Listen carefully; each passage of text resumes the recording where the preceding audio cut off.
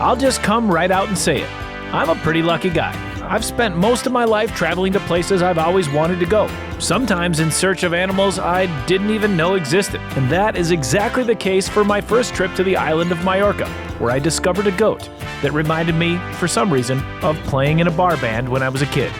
I literally feel like I'm at a bar watching a bunch of big buff meathead guys just fighting over one chick. The only chick in the bar. Boys will be boys, right? Oh my God! Woo! My old man always told me to finish what I started. Well, a long time ago, I started something in Spain that now I'm back to finish. Let me explain. Over 7 years ago, I experienced Spain for the first time through my friend Antonio Terrell, who owns Iberhunting. And Antonio expertly guided me not only to my first southeastern ibex, but then to another part of Spain for a Ronda ibex.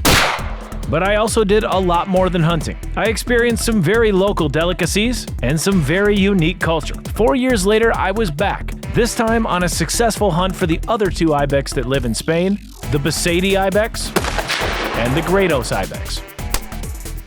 I love Spain. And of course, once again, Antonio and I did all sorts of cool stuff. And this leads me to what it is that now I need to finish. You see, there are 7 big game animals that can only be found in Spain. That of course includes the 4 ibex that I've already taken, 2 types of chamois, and a mysterious species of wild goat called a Balearean bok. My goal is to be able to say I've hunted all 7 of the indigenous Spanish species. And now that journey begins 125 miles east of the mainland of Spain on one of the Balearic Islands called Mallorca. And when I arrive, I am reunited with my old buddy Antonio from Iberhunting. It doesn't take long on the island of Mallorca to see why people love it so much. And that starts with the over 250 beaches that are here. And people have been fighting over this island and those beaches for thousands of years. Humans that were most likely from the Iberian Peninsula first settled the island around 2500 BC. And since then it's been ruled by Islamic cultures, European kingdoms, and even the Romans, all of whom created a rich culture here. Once Antonio and I get checked into our hotel, we sit down on the water for a cup of coffee before our afternoon hunt, and he tells me more about his history with this incredible island. This is almost too beautiful to believe. It's like a postcard. And the history of the Boc Balear is incredible, really. Boc Balear, the goat, was introduced in this time of the years, thousands of years ago. So it wasn't the Boc Balear then, it was some sort of indigenous goat that they brought here that they had there, and then it evolved into its own species here. Yeah, incredible. Yeah. It's thought that the Phoenicians were the first to introduce the goats that became the Balearian bok to Mallorca sometime around 2000 BC. And this is supported by genetic evidence that has shown that the Cri-Cri ibex of Greece is distantly related to the Balearian bok. Over thousands of years, they've adapted to the rough terrain of the islands and have developed into their own species that can only be found here. People have been hunting these goats here for thousands of years, and they're the only big game animal present on the island of Mallorca. So if I remember, I think I was the first outfitter coming here to Mallorca. Yeah, in this area where we are hunting, we have right now about 15 to 20 duck every year. So it's pretty exclusive. It's an animal, even though they have a lot of them here, they don't allow a lot of them to be hunted. No. Here's to Spain. Thank you. And here's to you. This is going to be a good week. Oh, I'm sure, 100%. Once we finish our coffee and our small talk, it's time to get down to business. We change our clothes, grab our gear, and waste no time heading out in the car to make a beautiful drive to the hunting area. But there's one stop that we need to make before we hunt. You see, just like everywhere else in the world, hunting here is regulated by the government. But because these animals are highly protected, a guy from the government goes with you on your hunt. So we stop at a ranger camp to meet these two guys, Cisco and Gabi. And they're not only the park rangers here, but they're also going to be our guides. We're hunting in what is basically essentially a national park. And in order to do that, you have to not only be with your outfitter, but then you're also with these local guys who are park rangers. And they live and work here all the time, which is actually really cool because basically a lot of these animals are pre-scouted because these guys live here. They know where the animals are at. That's a benefit you're hunting with somebody that you literally just met, which I think is kind of cool. After a long trip like this, I always want to make sure that my Frankie is still shooting straight, so my guide set up a special target. I like that. Little goat. That's great. And then just as I'm about ready to put one in the chamber, I'm interrupted by a special visitor.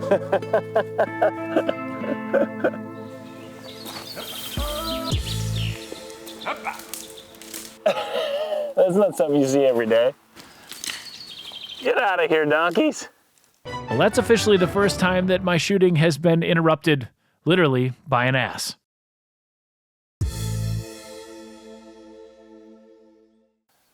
Get out of here, donkeys. Now that the asses have been shooed away, and I've made sure that my rifle's shooting straight here on the island of Mallorca, Even a blind squirrel finds a nut once in a while. we hop in the truck and head out for our first hunt. And to say I'm excited is an understatement.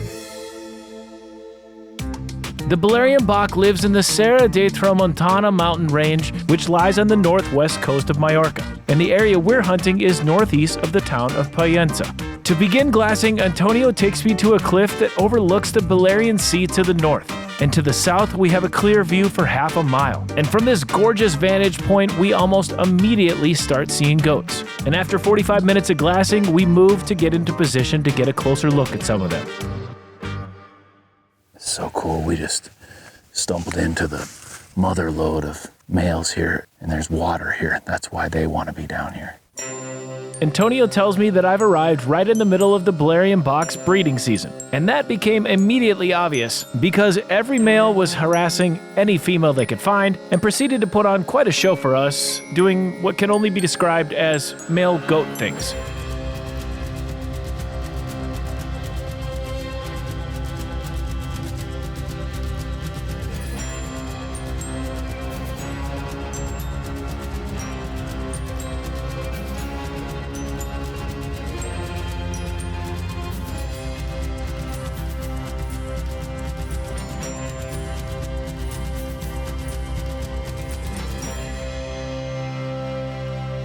I literally feel like I'm at a bar watching a bunch of big buff meathead guys just fighting over one chick, the only chick in the bar. And the worst part is there's one in there that's beautiful, I think's beautiful, and Antonio's like, no, he's not big enough.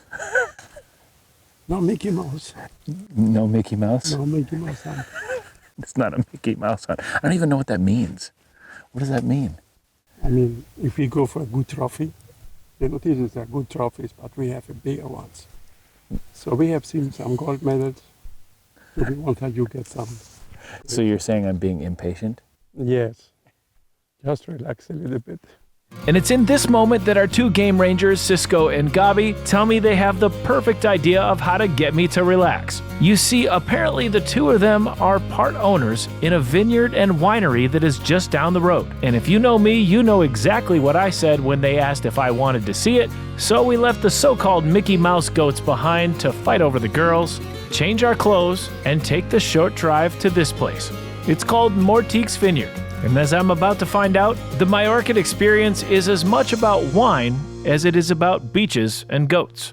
I don't know what it is, but there's something about wine in general that is almost spiritual. But to do it and to drink it, overlooking the vines that the grapes came from, to meet the people who made it, and to do it in a place like this, it's extra special. This is why I travel. I travel to hunt, but my travels are not necessarily about hunting. It's about this. The hunting is a bonus, and the buzz is too. Some more wine is poured, and then some more wine is tasted. And somewhere along the way, I'm introduced to this guy. His name is Mateo Ponce, and he's the commercial director here. And then at some point, Mateo says, "Follow me, guys." And then suddenly things get a little, let's just say, excited. And I just go along for the ride. I love this. I think what's happening here, from what I've deduced, is that they've made us a big meal, and we're gonna sample some more wine. I don't know. Wine and food. What could go wrong? Wine and the island of Mallorca have a long history that dates back before the time of Christ, when the Roman Empire introduced vines to the island. Nowadays, there are over 100 wineries on the island. Most of them turn out world-class wines, and that's due largely to the fact that both the soil and the climate on Mallorca are perfect for growing grapes. Needless to say, just like their Spanish brothers, the Mallorcans love their wine. And they love their food. And so here I am, drinking their wine and about to eat like a pig while eating a pig. Literally. But I'll explain that in a second. I think my favorite thing about this so far is that these guys are just full of energy and they get so excited around the meal. I mean, the meal is such a big part of the Spanish culture that it's obvious how excited these guys get for a meal like this. What's crazy is they do this way more often than you might think. It's awesome. Around here, the wine and the food are serious business, and it's time to get to work. First up is a traditional appetizer called escabeche, and it's served with a glass of white wine. Oh, that's good. Man, that is really good. Then we switch to a signature red wine from the vineyard. Salute. And then the star of this meal is brought out. This is a traditional dish called lechona asada. For this creation, a piglet between the ages of 2 and 6 weeks is slaughtered and roasted whole. It's often prepared for large gatherings and special occasions. And as you can imagine, the meat is famous for being tender and almost melting in your mouth. I'm sure that there are better ways of describing it, but for me, the taste was simply Bueno. Not bad.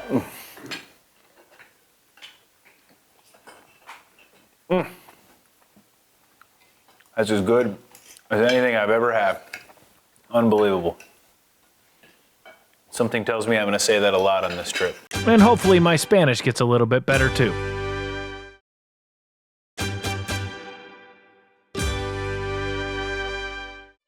It's my third day of hunting on the island of Mallorca for the Balearean bok, and we've seen plenty of those over the last few days. But with that said, we haven't been able to locate a true mature giant yet.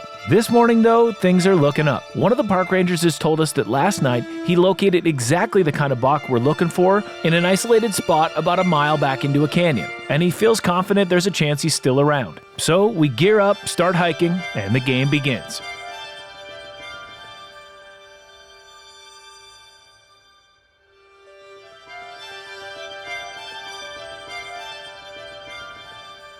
After an hour and a half of hiking, we were starting to get worried that maybe we wouldn't find him.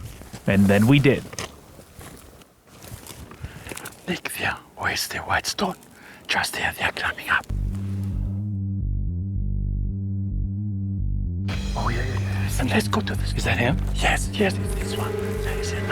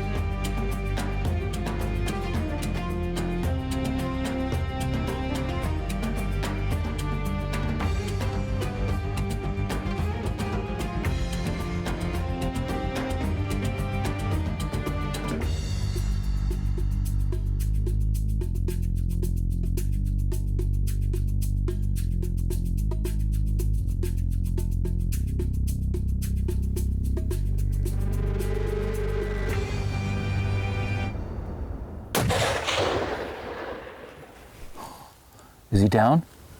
Yeah. He's down right there? Yes. Good shot. Mike, good shot. Come here, buddy. Holy moly. He's beautiful. Amazing. I was afraid you shoot on the horns when he was waking up. No. Oh, take care with the horns. Yeah, he actually said, he goes, be careful the horns, don't shoot the horns.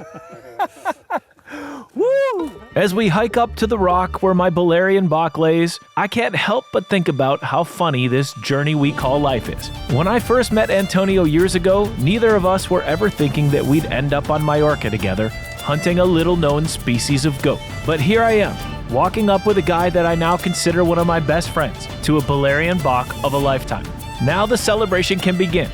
And if I've learned anything so far about the Mallorcans, it's going to involve a lot of food and a lot of wine.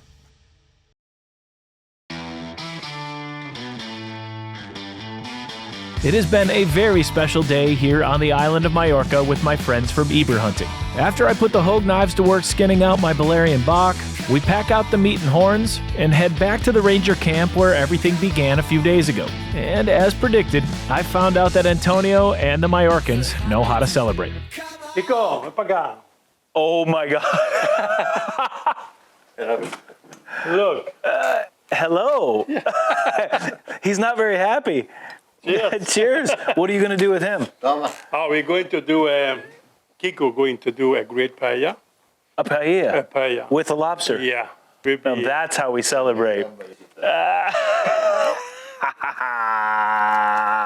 The paella is an iconic culinary delight that originated just a few hundred miles from here on the eastern coast of Spain sometime in the 19th century. Paella was originally a farmer or laborer's kind of food, cooked by workers over an open fire for lunchtime meal. The name itself refers to the kind of pan that it's cooked in. While nowadays, depending on where you are in the world, there are lots of different versions of traditional paella, they are all still made up of the same core ingredients. And this begins with rice, olive oil, and salt. On the mainland of Spain, it's often cooked with rabbit, chicken, and even snails. But here on the island of Mallorca, their version of the paella is all about the seafood, and I get to watch the magic happen firsthand. First, Kiko sacrifices this lobster and cooks it in the shell with some olive oil and garlic. Then he adds in some fresh calamari, which is also known as squid. Once that's all simmered together for a while, he adds in the secret ingredient, a fish-based broth that took him 2 days to make at home. Once that's all simmering, he adds in some rice and lets it cook some more. And it smelled incredible. I wish that we can send the smell through the camera. Oh, to the guys. Isn't that the truth? If you could smell this, it smells so good. As Kiko puts the finishing touches on his Mallorcan paella, we crack open a bottle of Mallorcan white wine, and then comes the moment we've all been waiting for. Wow. Are you kidding me? Oh my goodness. Wow.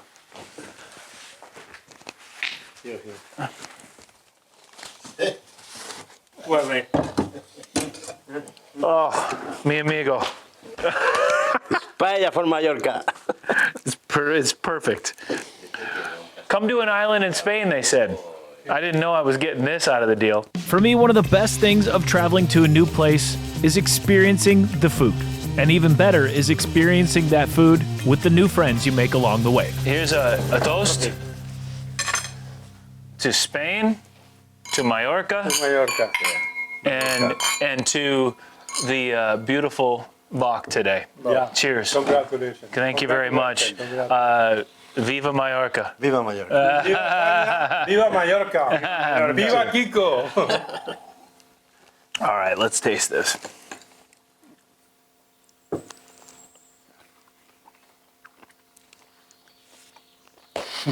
Oh, that's unbelievable.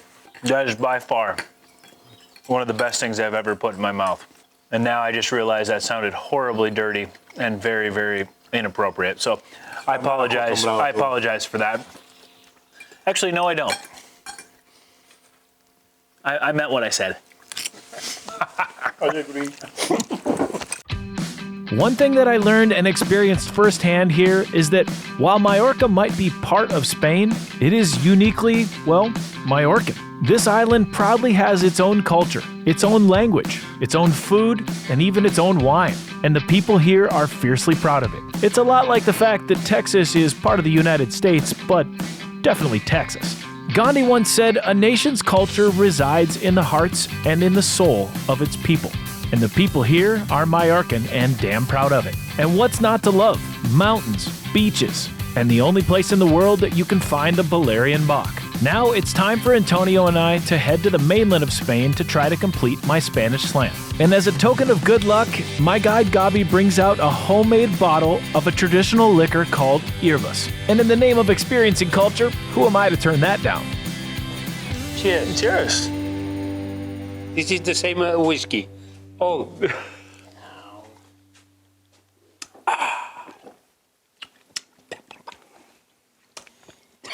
What you think? It's good, no? It's very good, except This is for a strong man. Sure, it's great. Absolutely.